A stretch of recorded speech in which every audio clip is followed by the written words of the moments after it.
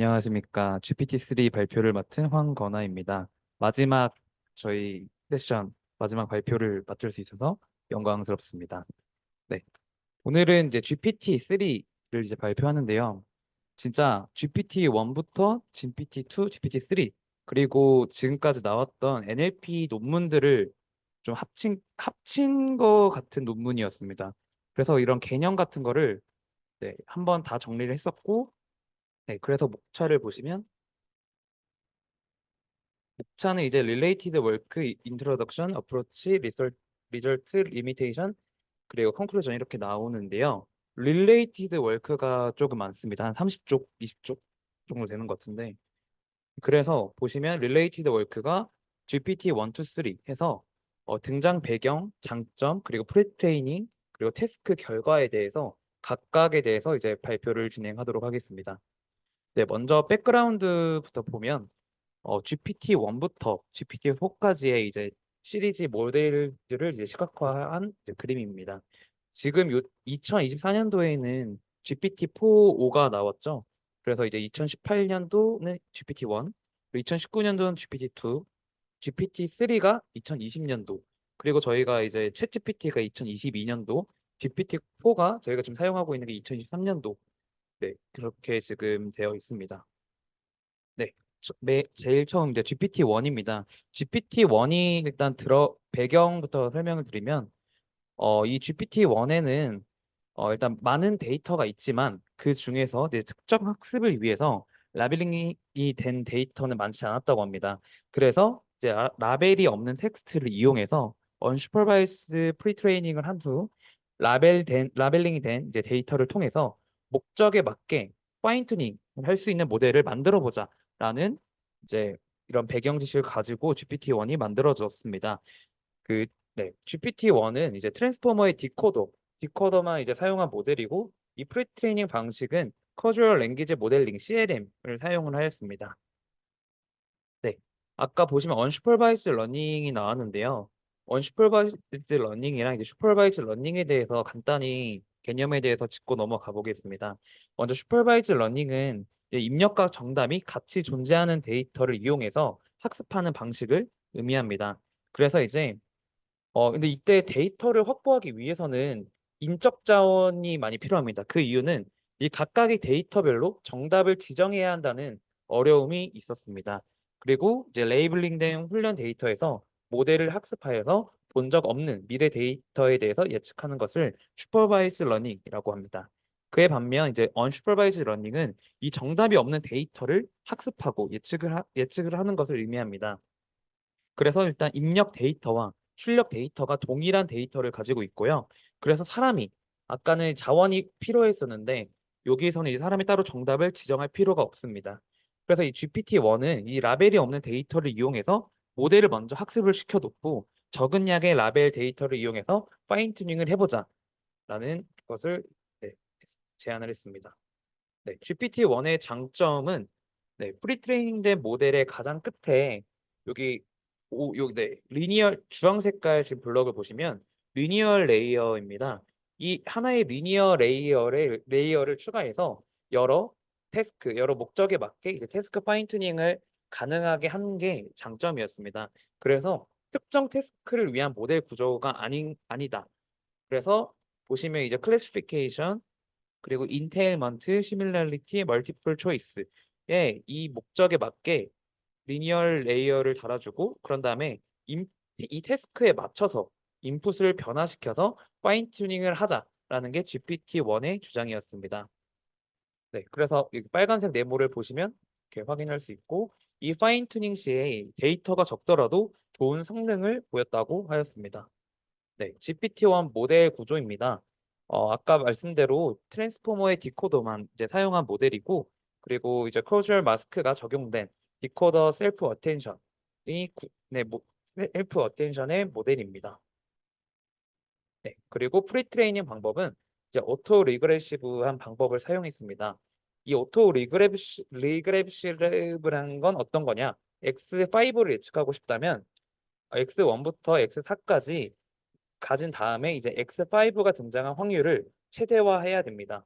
그래서 이때는 크로스 엔트로피 로스를 사용하여 학습을 하였다고 합니다. 근데 하지만 저희가 이제 오토 리그레시브한 방법은 단일 방향, 즉 여기 이렇게 앞쪽 방향만 그 전에 있는 내용만 학습을 해야 되기 때문에 네, 단일 방향 정보로만 학습을 할 수밖에 없다라는 것을 알 수 있었습니다. 그리고 GPT-1은 이제 7,000개의 북콜퍼스랑 그리고 1B 월드 그 벤치마크 데이터로 학습을 했다고 하였습니다. 네, 그에 반면 이제 오토 인코딩에 대한 이제 차이를 한번 볼 건데요. 오토 인코딩은 이제 마스킹된 이제 토큰이 포함된 컬퍼런트 이제 시퀀스를 가지고 있을 때 이때 마스크된 자리를 예측하는 것을 목표로 합니다. 이때에도 이제 라이클리후드를 최대화하는 것을 목표로 두고 있습니다. 근데 버트가 이제 오토 인코딩을 하는 건데 이때는 버트는 이제 어떤 토큰에 노이즈를 더한 뒤 그 값을 그대로 복원해야 되는 것이 목표였습니다. 그래서 디노이즈 오토 인코딩이라고도 하였습니다. 하지만 단점으로는 이 마스킹된 토큰이 독립적으로 예측이 되기 때문에 이 토큰 사이의 이 디펜던시는 학습할 수 없다는 단점이 있었습니다. 네, GPT-1의 이제 리절트를 보시면 이 각각 다양한 이런 태스크에서 소타를 달성하는 것을 확인할 수 있었습니다. 네, 이제 두 번째 GPT-2입니다. GPT-2의 배경은 일단은 제로샷으로 바로 적용할 수 있는 범용적인 모델을 만들어 보자라는 이제 마인드로 이제 만들게 되었고 이때는 언어 모델을 잘 학습화해서 파인 튜닝 하는 것이 아니라 이제 일반화가 잘 된 모델을 학습을 하자라는 이제 배경으로 만들어졌다고 합니다. 네. 그래서 여기서 이제 제로샷이 나왔는데 제로샷 하면 또 이제 원샷도 있고 풀샷. 이거 좀 세 가지 개념이 있더라고요. 이 세 가지 개념에 대해서 한번 간단히 설명을 드려보도록 하겠습니다. 먼저 제로샷입니다. 제로샷 같은 경우는 이 다운스트림 태스크 데이터를 전혀 사용하지 않고 이 모델이 바로 다운스트림 태스크를 수행할 수 있는 것을 의미를 합니다. 이렇게만 들으면 어려우실 것 같아서 예시를 가져왔습니다. 여기 맨 밑에 왼쪽에 보시면 아버지랑 이제 오른쪽에 아들이 있는데요. 이 아버지가 이제 소 이거는 소고 그런 다음 이 그림은 소고 이 밑에 그림은 말이야. 근데 이 두 개의 가르쳐준 동물들의 특징을 합쳐져서 이 얼룩말은 뭐냐 네. 소의 이 컬러를 가지고 있어. 그렇다면 아들에게 이 사진을 얼룩말이라는 이런 사진을 보여주고 "이 동물은 무엇이야?" 했을 때 바로 이 아들은 "There is a zebra라고 한다고 합니다. 그래서 이 태스크 데이터를 전혀 사용하지 않고 각각의 다른 특징, 여기 특징을 이렇게 설명해 줬을 때 이 아들이 이제 바로 이렇게 유추하는 것을 이제 제로샷이라고 한다고 합니다. 그에 반면 원샷은 네, 다운스트림 태스크 데이터를 한 개만 사용한다고 합니다. 그래서 이 모델은 한 건의 데이터가 어떻게 수행되는지 참고한 다음에 이 태스크를 적용한다고 하는데요. 그래서 이 아빠는 이제 이 그림은 이제 몽키다. 근데 이 아들이 그러면 이제 다른 어나더 픽처를 보여주고 이 아들이 이제 유추를 할 때 이 아들은 이제 "There is a monkey라고 유추를 하는 것을 보고 이 데이터 한 개만 가지고 다른 데이터도 이 원숭이라고 예측을 하는 것을 볼 수 있었습니다. 이것을 원샷이라고 합니다. 그리고 마지막으로 있는데요. 이 푸샷 러닝은 다운스트림 태스크 데이터를 몇 건만 사용을 하고 그리고 이 모델은 이제 몇 건의 데이터가 어떻게 수행되는지 참고한 뒤 바로 다운스트림 태스크를 수행한다고 합니다. 그래서 첫 번째 그림 보시면 이제 도그 사진이 있고요. 강아지 사진 그리고 또 다른 강아지 사진이 있다고 이제 아버지께서 말을 하십니다. 그래서 이제 아들에게 다른 강아지 사진을 보여줬을 때 이 아들이 이제 또 다른 강아지다라고 말을 하는 것을 볼 수 있었습니다. 그래서 이때 몇 건만 뭐 두 개가 될 수도 있고요. 몇 천 건이 될 수 있는데 이렇게 다 말을 해 줬을 때 아들이 다른 강아지다라는 것을 말을 할 수 있으면 이것이 피셜 러닝이라고 하였습니다. 네. 그래서 GPT-2의 장점은요. 먼저 GPT-1보다 더 많은 데이터로 모델을 학습하는 것은 이제 태스크에 있어서 강점이라고 합니다. 근데 이제 데이터의 분포가 조금만 달라지면 모델의 성능이 매우 낮아진다고 합니다. 근데 이것을 GPT-2 논문에서는 넬로우 익스퍼트라고 하였습니다. 그래서 이제 원하는 태스크에 대해서 트레이닝 데이터셋을 구축할 필요가 없다고 하였습니다. 그래서 이제 GPT-2의 주장은 민감한 모델 대신에 일반화가 잘 되는 모델을 학습하자라는 것이 주장이었습니다. 네, GPT-2 모델 이제 스트럭처는 다음과 같습니다. 모델 구조는 GPT-1과 비슷한데요. 여기 왼쪽이 이제 GPT-1이고 오른쪽이 GPT-2입니다. 근데 여기서 보시면 이 빨간색 네모, 이 빨간색 네, 화살표가 좀 다르잖아요. 이걸 보시면 이제 레이어 노멀라이제이션 위치가 살짝 다른데, 네, 이 위치만 다를 뿐 이 모델 구조는 비슷하다고 보시면 되겠습니다.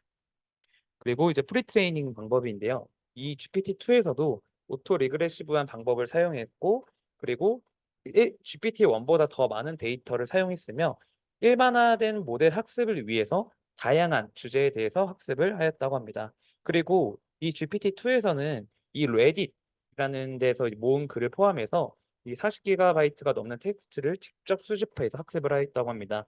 그래서 이 데이터셋은 웹 데이터셋이고, 그리고 중복 제거 등 필터링을 하고 검증 과정을 거쳐서 구성하였다고 합니다. 그래서 사람이 직접 검수를 하였고 이 다양성을 고려해서 대용량 데이터로 학습을 하였다고 하였습니다. 네, 그리고 GPT-2의 이제 태스크에 대한 이제 결과입니다. 네, 요런 이제 표를 보시면, 네, 제로샷으로도 이제 여러 개의 태스크에 대해서 적용해 본 결과 이 1BW 데이터를 제외하고는 모두 소타를 달성하였다고 하였습니다. 그리고 이 텍스트 요약 이 부분에서는 이전 태스크보다는 좀 살짝 좋진 않았지만 이 기계 번영의 결과에서는 상대적으로 다른 태스크보다 낮은 성능을, 네, 보여줬다고 합니다. 그래서 이제 이 GPT-2의 저자는 이렇게 말을 하더라고요. 모델이 커질수록 이 웹 데이터셋에 대해서 이 로스가 낮아지는 것을 보아서 이제 언더피팅이 되었고 이 데이터 메모리제이션은 이제 일어나지 않았다라고 말해 줬습니다. 그리고 끝으로 이 GPT-2는 이제 파인 튜닝 없이 이 언슈퍼바이즈 프리 트레이닝만으로 이제 제로샷을 다운스트림 태스크를 진행하는 이제 범용적인 모델로 이제 개발하였다라고 주장하였습니다. 네. 그렇다면 이제 GPT-3인데요. 이 GPT-3는 GPT-2 이후에 이 태스크 어그노스틱한 모델을 프리트레이닝한 이후에 다운스트림 태스크에 적용해서 파인 튜닝 방식으로 하는 것이 이제 추세였다고 하였습니다. 네. 근데 GPT-3에는 세 가지 문제가 있었는데요. 첫 번째는 파인 튜닝을 위해서는 여전히 라벨링된 데이터가 필요했으며 이것은 매우 비효율적이라고 하였습니다. 그리고 두 번째는 거대 모델을 프리트레이닝 한 이후 작은 데이터로 학습하게 될 수 있고 이에 따라서 일반화 파인 튜닝을 할 수 있는데요. 이때 매우 좁은 분포의 데이터를 학습하게 되면 이는 거짓 상관관계로 학습하게 될 수 있고 이것은 이제 결과로 이제 일반화 성능이 떨어질 수도 있다라는 이제 문제가 있었습니다. 그리고 마지막으로는 인간은 특정 태스크를 학습하는데 많은 데이터가 필요하지 않는다고 합니다. 그래서 몇 가지 지시사항 또는 이제 사람의 능력에 의해서 새로운 태스크를 수행이 가능하다고 하는데요. 그렇다면 이 세 가지 문제에 대한 솔루션은 무엇일까요? 솔루션은 이제 메타러닝이라고 논문에서는 표현해 줬습니다. 이 메타러닝 안에 인컨텍스트 러닝이라는 게 있는데요. 네, 그걸 보시면 일단 메타러닝은 패턴의 차이 그리고 문맥을 파악할 수 있도록 학습하여서 원하는 태스크에 적용을 빠르게 학습할 수 있도록 하는 것을 의미를 합니다. 네, 네. 그래서 이제 더 보시면 GPT-2 파트를 제가 왼쪽에 그 결과물들을 가져왔는데요. 이 GPT-2를 결과물을 확인해 보시면 모든 결과에서 성능이 그렇게 좋지는 않았습니다. 네. 그리고 중간을 보시면 버트부터 이제 튜링 NLG까지 모델이 있는데요. 이제 제가 위에 써놓은 건 1억, 2억, 170억은 이제 파라미터의 개수를 의미하는데요. 버튼은 1억, GPT-2는 2억, 그리고 마이크로소프트에서 제안했던 튜링 NLG는 170억 파라미터를 가지고 있었습니다. 근데 이렇게 파라미터가 증가하면 증가할수록 이제 성능이 향상되고 로스가 줄어드는 경향을 보였습니다. 그래서 GPT-3에서도 이와 마찬가지로 그러면 모델을 한번 키워보자라는 생각으로 다시 만들었고, 근데 모델을 너무 크게 만들었습니다.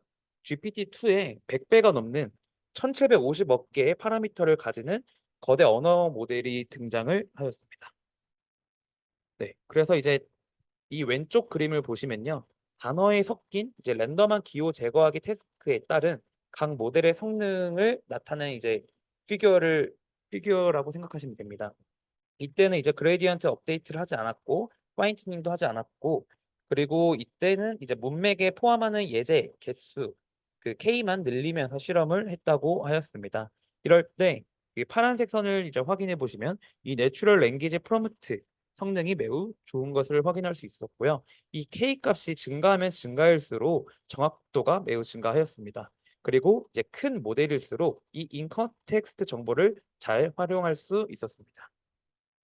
네, GPT-3 모델 아키텍처는요. 아까 저희가 GPT-1, GPT-2, GPT 네, 1, 2랑 동일한데요. 근데 하지만 더 많은 양의 데이터로 학습을 했고 모델의 크기를 키웠다. 네, 그 정도 생각해 주시면 되고 훈련 기법도 GPT-2랑 매우 비슷하였습니다. 근데 하지만 여기서 이제 패턴은 살짝 달랐는데요. 이 GPT-3에서는 이제 스팔스 트랜스포머에 사용된 패턴을 사용을 하였다고 합니다. 이 스팔스 트랜스포머에 이 사용된 패턴을 사용한 이유는 어텐션 이제 메커니즘을 할 때 이 패턴 메모리 사용량을 줄이기 위해서 이렇게 사용하였다고 하였습니다. 네. 그래서 여기 보시면 B가 이제 스펄스 트랜스포머 스트라이드 그래서 일정 간격으로 이 토큰의 어떤 그 토큰에 대해서 일정 간격으로 각 다른 토큰에 대해서 상호작용할 수 있도록 만든 스트라이드 방법이고요. C 방법으로는 이제 픽스드라는 방법론인데 그냥 고정된 특정 토큰에 대해서 고정되게 하고 그런 다음에 그 토큰의 연상량을 이제 줄이는 방법으로 만들었다고 하였습니다. 네, 그래서 이제 GPT-3는 살짝 이제 평가 방법이 살짝 달랐는데요. 아까 보시면 이제 네, 태스크 스페시픽한 데이터를 얼마나 활용하냐에 따라서 네 가지로 분류했습니다. 첫 번째는 파인 튜닝, 그리고 피샷, 원샷, 그리고 제로샷 총 네 가지인데요. 이 파인 튜닝 같은 경우는 GPT-3는 이 태스크 어그노스틱한 이제 모델 학습을 목표로 하는 것이기 때문에 평가할 때 사용하지 않았다고 하였습니다. 그래서 이후에는 이제 피샷부터 제로샷까지 이 방법, 네, 이 평가 방법에 따라서 네, 실험을 진행하였습니다. 네. 그리고 GPT-3 이제 어프로치 방법입니다. 아까 말씀대로 이 트랜스포머 레이어의 어텐션 패턴에 대해서 이 스펄스 어텐션을 번갈아 가면서 사용을 했고요. 그리고 이제 GPT-3 위에서부터 아래로 내려가면 내려갈수록 이 큰 배치 사이즈가 이제 커지는 것을 확인할 수 있고요. 그리고 오른쪽에 러닝 레이트 같은 경우는 내려가면 내려갈수록 이제 작게 설정하는 것을 볼 수 있었습니다.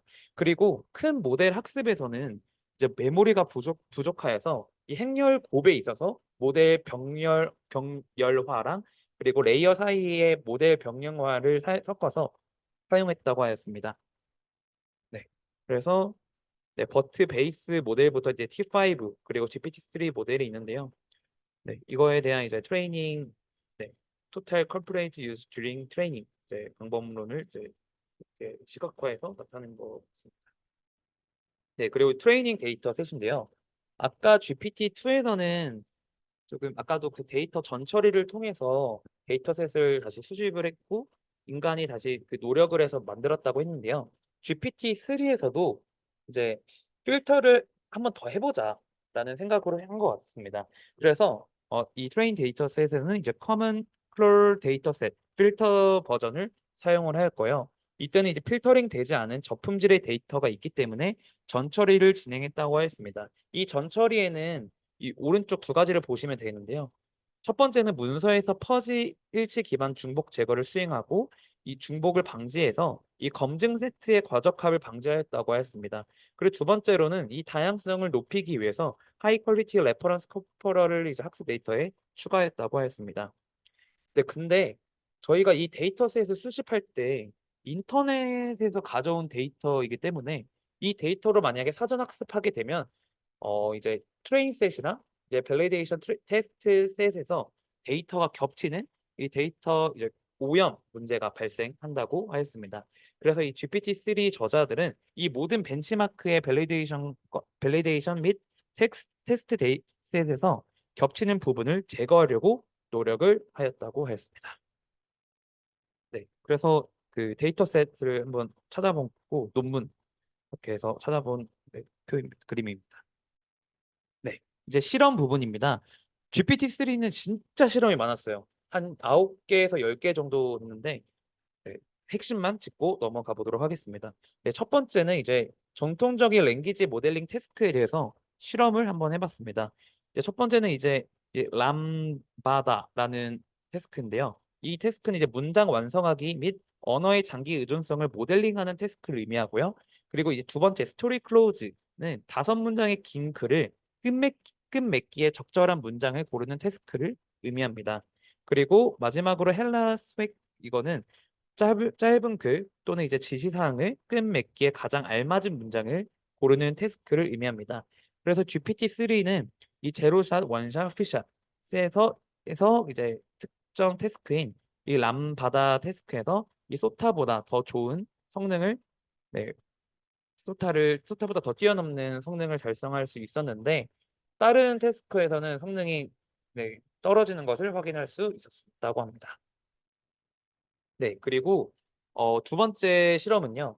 GPT-3가 이 폭넓은 지식에 대한 질문에 답변이 가능한지 이 Q&A 능력을 측정을 하였다고 하는데요. GPT, 트리비아 QA라는 이 환경에서 GPT-3 제로샷을 제외한 나머지 원샷, 투샷은 네, 소타보다 더 좋은 성능을 달성했지만 이 나머지 데이터셋의 여기 태스크에 대해서는 네, 성능이 좋지 않은 것을 확인할 수 있었습니다.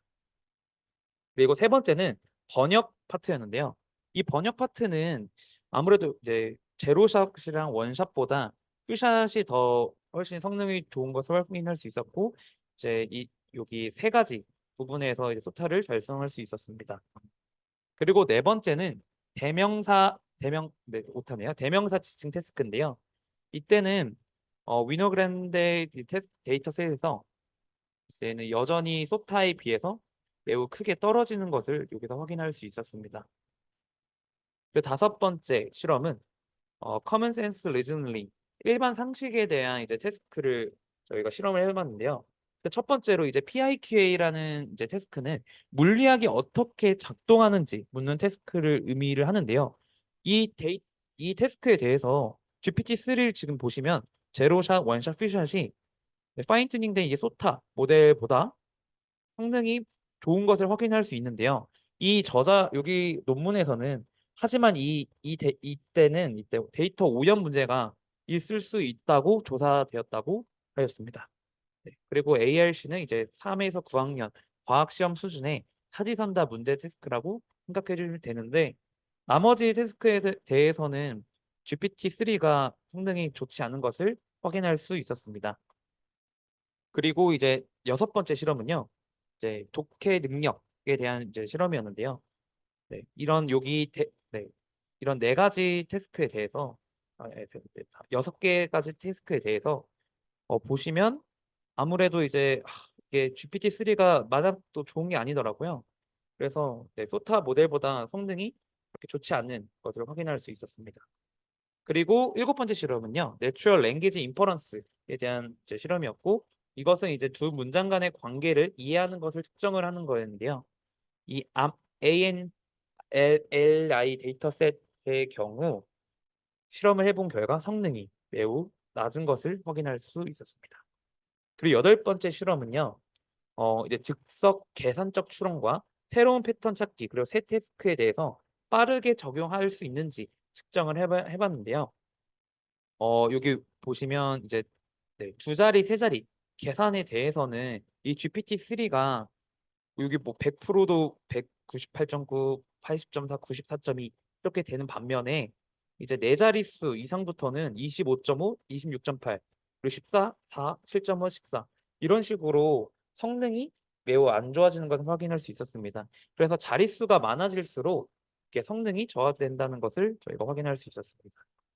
그리고 아홉 번째는요. 아홉 번째가 조금 읽으면서 제일 뭔가 좀 신선했다고 느꼈습니다.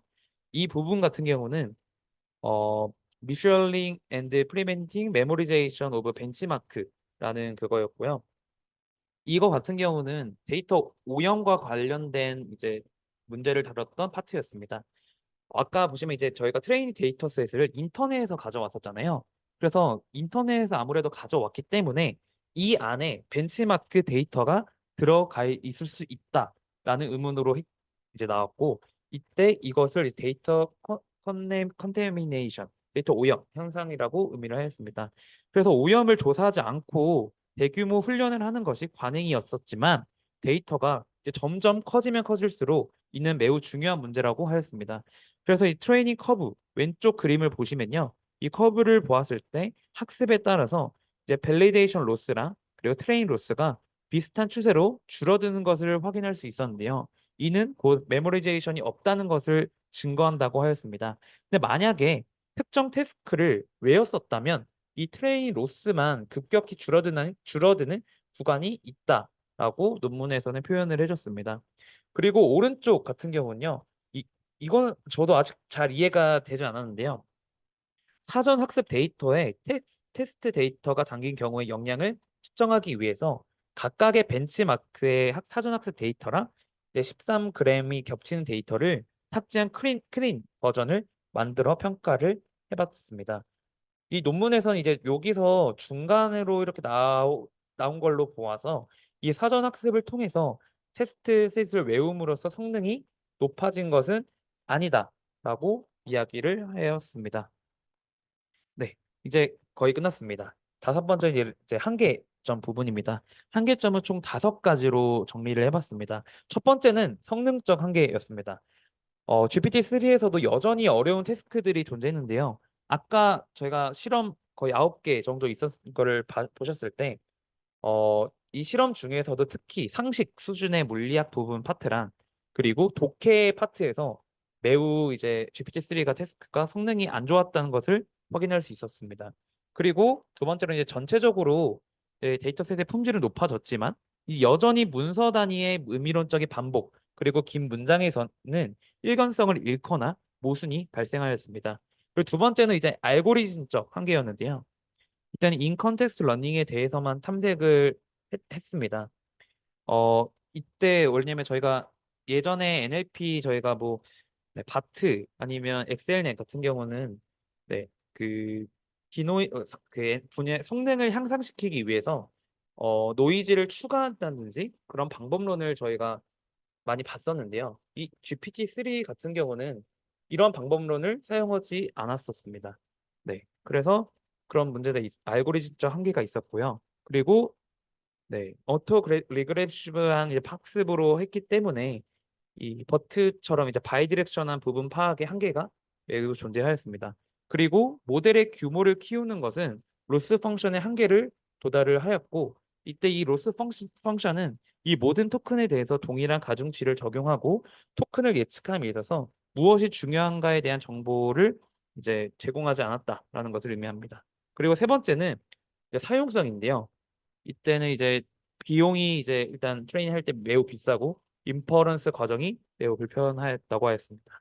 그리고 네 번째는 이 피셔널 러닝에 대해서 해석 불가능성이었습니다. 인퍼런스 중에 이 새로운 이제 태스크를 학습하도록 하는 것인지 아니면 이 학습했던 태스크를 식별해서 작동하는 것인지 구분이 매우 모호했다고 하였습니다. 그리고 마지막으로는 이제 윤리적 문제가 있었는데요. 이제 GPT-3에서는 악용, 그리고 성차별, 성평등, 공정성 등 윤리적 문제가 나올 수 있다는 것을 제기하였습니다. 네, 이제 한번 이제 정리하고 이제 끝내겠습니다. 컨클루전입니다. GPT-3는 이제 GPT-2에서 파인 튜닝을 위해서 이제 여전히 라벨링된 데이터가 필요했고 이를 이제 비효율적이라고 이슈를 제기하였습니다. 그래서 GPT-3에서는 이 특정 태스크를 수행하기 위해서 파인 튜닝이 없이 프리트레이닝만으로 동작하게 해보자. 그리고 아주 적은 데이터로 태스크를 풀게 할 수 있는 모델을 만들어 보자라는 것이 목표였습니다. 그래서 컨트리뷰션은 다음과 같습니다. 메타 러닝, 즉 이제 인컨텍스트 러닝을 통해서 성능 향상이 있었는데요. 이때는 파인 튜닝을 사용하지 않고도 이를 통해서 높은 피샷 러닝 성능을 볼 수 있었습니다. 그리고 일부 태스크에서는 이 피샷 러닝을 제외하고 제로샷 그리고 원샷 세팅에서도 기존 소타 모델들을 넘는 성능을 확인할 수 있었습니다. 그리고 두 번째로는 모델의 크기를 키우고 전처리된 커먼 컬러 데이터셋을 이제 학습시키면서 성능이 향상되었습니다.